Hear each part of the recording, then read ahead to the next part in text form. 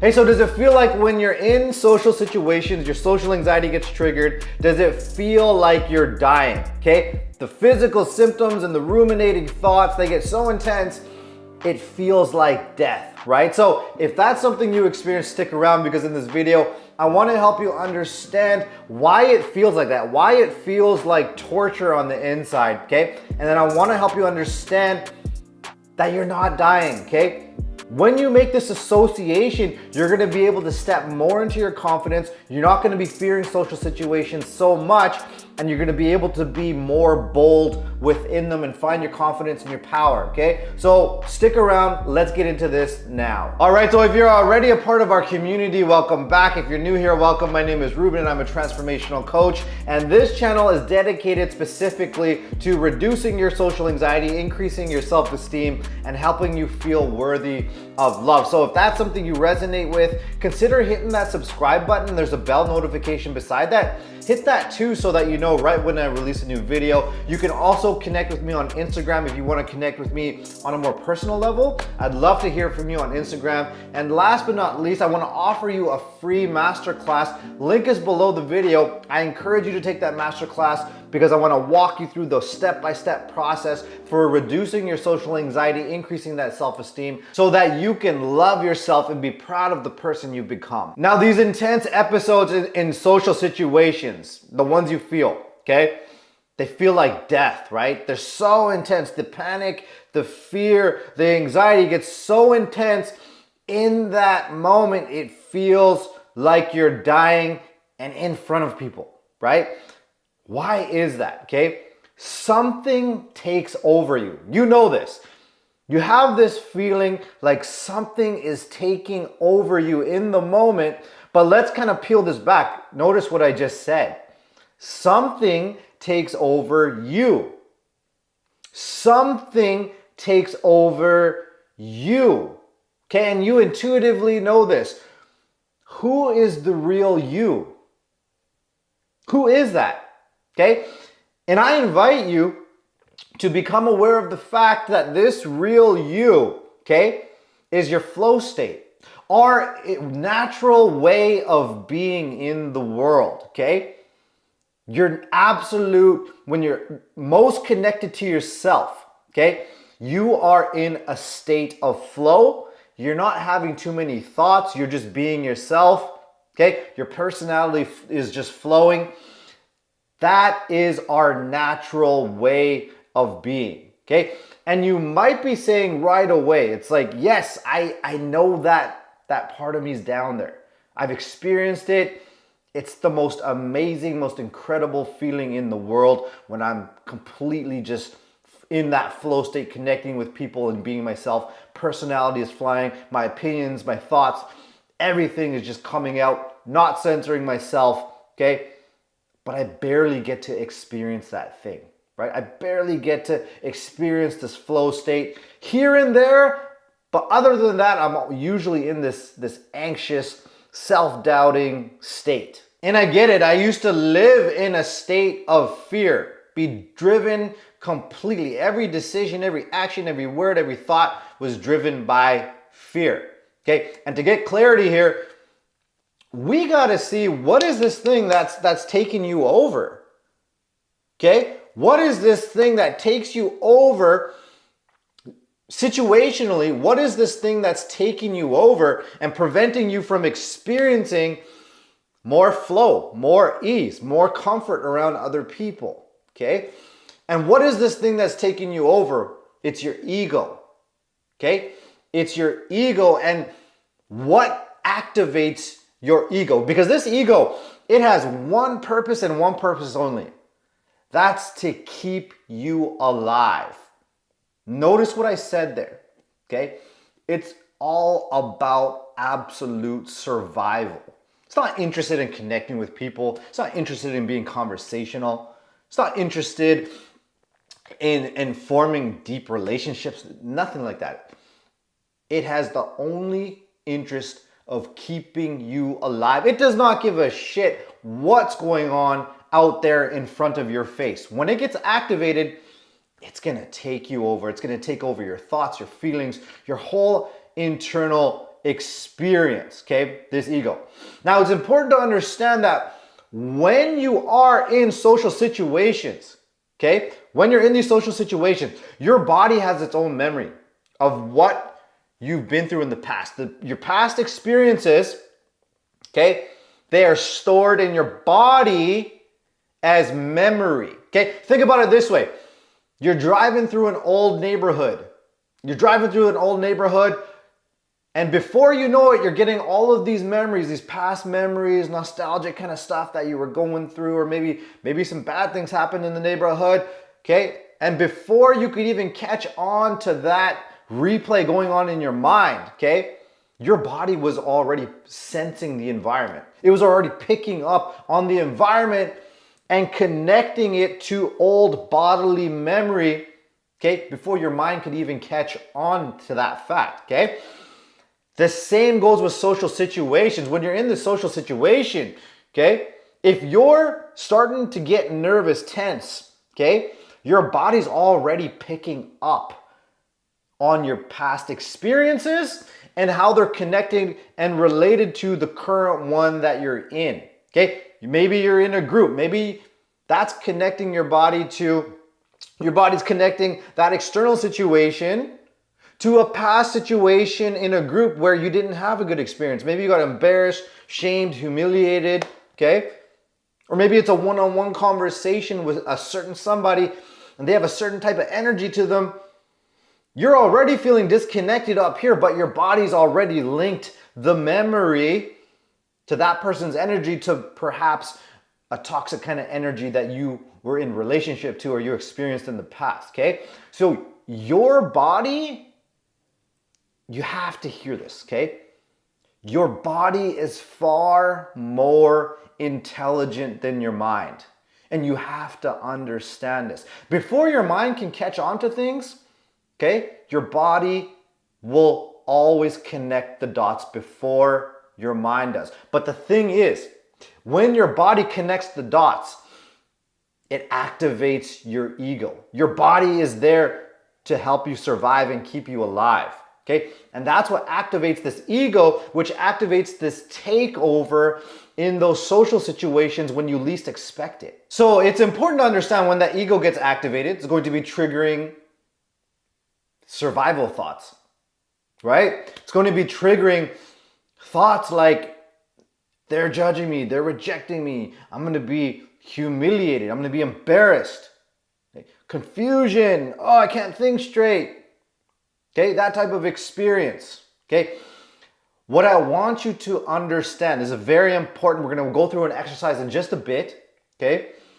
That those are not just thoughts. They have movement. They have a very deep motivation. This ego is very motivated to keep you alive. It's very motivated to save your ass, okay? Even though you might not need it, even though it's not called for, remember, the ego doesn't care. Your true self, your higher self, okay? That flow state, it gets kicked out of the body. It's in the back seat, okay? Your ego has taken over. And I want you to start understanding on a very deep level, okay?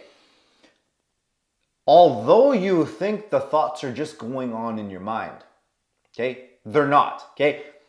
There's a deep motivation to them. They create movement and they cause you to act and behave in a certain way, which is going to ultimately dictate your experiences with other people in that social situation, okay? Here's the thing, don't lie to yourself. Do not lie to yourself for 1 second that you can have these thoughts bouncing around in your head and nobody's going to know about it. They're going to know about it, okay?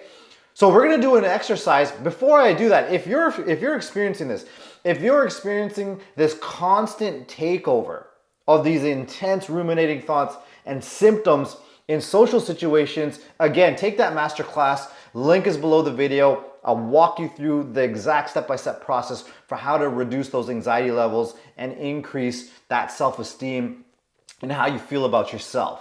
Okay, and so the exercise that we're doing, why are we doing it? Ultimately, is we want to develop a relationship with the ego. Okay, this is contrary to what a lot of spiritual teachers will teach. They'll say, kill the ego. Okay, ego death. Okay, you do not want to approach it like this. Okay, because again, what you resist persists. Okay, if you hammer and you beat up on the ego, it's gonna fight back harder. I promise you, you will lose that battle every single time. Okay, because if you won the battle, you wouldn't be watching this video, would you? Okay, so here's the thing. What I want you to do, your intention is to develop a relationship with this ego. Relationship, this is key, okay? A deep, trusting, and appreciating relationship with the ego, okay? And there's a few ways that you can do this. I'm gonna walk you through a few tools here, but essentially you wanna be able to externalize it, okay? Right now it's bouncing around in your head. You need to be able to see this ego as a separate entity outside of yourself. Very important, because you have to see it as separate as you to have a relationship with it, right? How are you gonna have a relationship with it if it's just all in here, within yourself? Okay, you need distance from it. You need to externalize it, see it as a separate entity. Then you can start to see the ways you're relating to the ego, your ego, okay? So there's a few ways that you can do this. One of the ways you can externalize it is journaling, okay? And before I get into this, please do the work, okay? Please do the work. Don't just watch this video and, oh yeah, I got the theory, I'm all good. It's not gonna work that way, okay? Do the work, okay? Make a commitment right now to transforming yourself, okay? You're only gonna transform. That transformation is only possible through doing this work, okay? So one thing is you could use journaling, okay? When the thoughts come up, we're gonna do it in just a second. When the thoughts come up, you're gonna journal it out onto paper. That's one way to externalize it. The second way is you can speak from the ego into your camera, right? So take your cell phone. Take your cell phone, and when those thoughts get back into that energy, that survival energy, speak out the fears into the camera, okay? And then you can watch it back. You can watch back the thoughts you're having, the feelings you're having when you're in this altered state, okay? The third way is you could draw your ego, okay? What does your ego look like? For example, is your ego hunched over and feeling like, oh, nothing I have to say is important? That type of energy? Or is it more so scared of being yelled at? So it might have this type of energy. Is it more so frightened? Or maybe it's more approval seeking, so it's more so looking to others for approval. Okay, draw that. Draw that out onto a piece of paper. Draw this version inside yourself, or this ego. It could even be more like a character that helps you see outside yourself, okay? But draw it out, draw the posture, draw the facial expressions, draw the energy that this ego has, okay? Is it protecting you from physical violence, being yelled at, or is it more needy? Okay, get that all down, draw it out. Again, you can see it outside yourself. Okay, you see what I'm getting at here? And another way, the last way that you can see it outside yourself is you can take a figure, so like a stuffed animal or some sort of figure, some sort of figurine. Take it and then you can externalize that into that figurine. Okay, that'll be another way to just see this ego outside yourself. The last way is to just imagine it inside. Okay, imagine these voices, these thoughts sitting across from you in a hallway, sitting across from you on another bench from yourself. Okay, that's another way, but I do recommend getting it onto paper, drawing it out, these other methods so that you could see it outside of yourself. Because remember, you have to see it outside yourself to develop a relationship with it, okay? Why is it important to develop a relationship again? Well, if you don't have a relationship with this aspect of you, is it gonna agree to stop taking you over? Isn't that the whole point of this work? Is for this death-like feeling to stop coming up and completely taking over your experience? Okay, well, you need to have a relationship here so that this ego agrees to stop taking you over and flooding your experience with panic, fear, okay, and this survival type of energy. Now, I'm gonna give you 2 questions here that I want you to ask to see how much these thoughts, remember, they are motivated by what? Avoiding death. Okay, I'm gonna give you 2 questions here. They're worth $1 million a piece. I want you to really pay attention to this here, okay? What are the 2 questions? 1, what are you afraid would happen if, okay? 1, what are you afraid would happen if? Okay, so I want you to write that down. The second is, what's so scary about that, okay? And I'm gonna walk you through this. So, what are you afraid will happen if exposes what's the external thing that those thoughts are actually afraid of? Remember, is it humiliation? Is it rejection? Embarrassment? What's it actually afraid of? Once you have the external situation, it's time to go internally and see how that external outcome, for example, rejection, has been associated with death on the inside by your ego. Okay, so here's an example.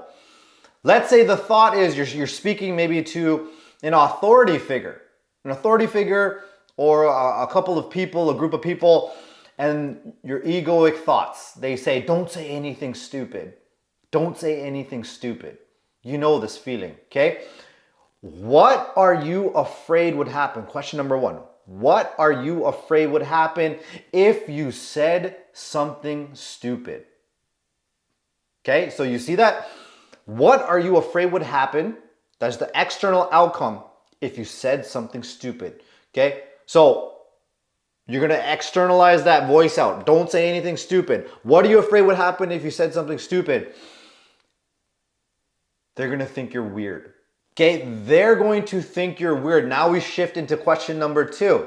What's so scary about them thinking you're weird? Okay, well, they won't want to talk to me. Okay, so now we have what it's going to trigger on the inside. External, they're gonna think I'm weird. Let's start going internal.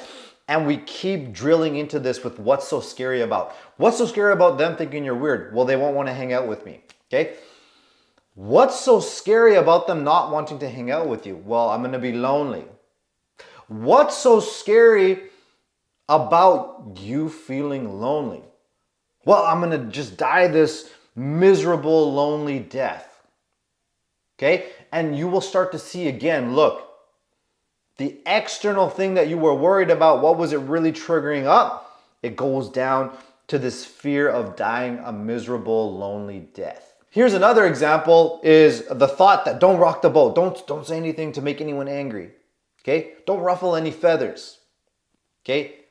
This egoic kind of thought. Okay? The first question, what are you afraid would happen if you rocked the boat? Okay? They're going to get angry with me. Okay? Now you have the external thing that the ego's actually afraid of. They're going to get angry with me. And now that we have the external thing, we want to start moving internally, okay, to the internal experience if that perceived outcome happens. Okay, what's so scary about them getting angry with you? Okay, well, I'm gonna feel completely embarrassed and humiliated if they yell at me. Okay, what's so scary about being humiliated and embarrassed? Well, I'm gonna feel such deep shame about myself. What's so scary about feeling such deep shame about yourself? Well, I'm gonna feel completely defective as a human being. I'm not gonna wanna talk to anybody. Okay, what's so scary about not wanting to talk to anybody? Well, I'm gonna be alone, isolated, and I'm just gonna be completely miserable and die from such deep depression. Okay, once again, everything goes back to fear of death. All of these fears that you're experiencing, they all go back to fear of death.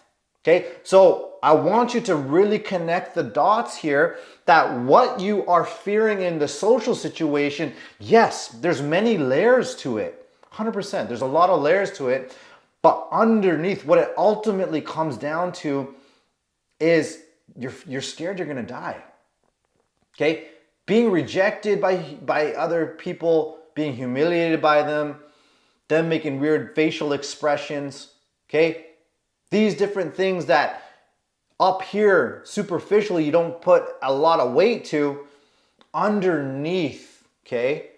Your body, the way it's reacting, the way it's kicking up those egoic thoughts, it comes down to death. And that is why, going all the way back and bringing it back full circle here, is why those social situations feel like death. Your body's reacting in a way, it's kicking up these survival thoughts because it actually believes you're gonna die. So again, make sure you do the exercises, do the journaling, the camera, drawing it, get that figurine, use the imagination to externalize it, develop a relationship with it, because once you connect with the fact that the ego has associated maybe social rejection with death, okay? When you really click with that on a deeper level, you will no longer be controlled by it. You can have a bit of distance and almost laugh at your ego when it comes up with that, okay? Now, ultimately, this ego, okay, it has no limits. It doesn't know when to pull back, okay? Think about an autoimmune disease, okay? Let's say you have an autoimmune disease, and what happens when you have an autoimmune disease is your body's natural immune response, okay? It starts attacking foreign cells, viruses, bacteria. But when you develop the autoimmune disease, your immune system, it starts to attack its own cells. It can't even tell the difference between foreign bacteria and viruses and your own healthy tissues. And it starts attacking itself. The same goes with this ego. It gets completely out of hand. It'll start attacking, self-attacking your ability to connect, your ability to express yourself, your ability to be with other people, because it's completely in self-attack mode, okay? So you have to get a handle on this aspect of you, move beyond the control of it, okay? Because when you move beyond the control of it, that's when you're gonna start to feel socially at ease. That's when you're gonna start to feel comfortable around other people. That's when you're gonna feel it's safe to be a little bit more bold and give my opinions, okay? It's safe to stand up for myself, okay? This is the next step for you. I promise you, it feels like you're dying in those social situations. I promise you, you are not dying. I've been there, you're not dying, okay? You have the ability to move beyond the control, the grips of that intense fear, okay? So again, the link is below the video if you want closer guidance, that step-by-step process. The link is below the video for the masterclass. Make sure you take that, okay? It's very powerful information. It's gonna lead to profound transformations within yourself. And if you're still with me, thanks a lot for watching. I really appreciate you staying with me until the end here.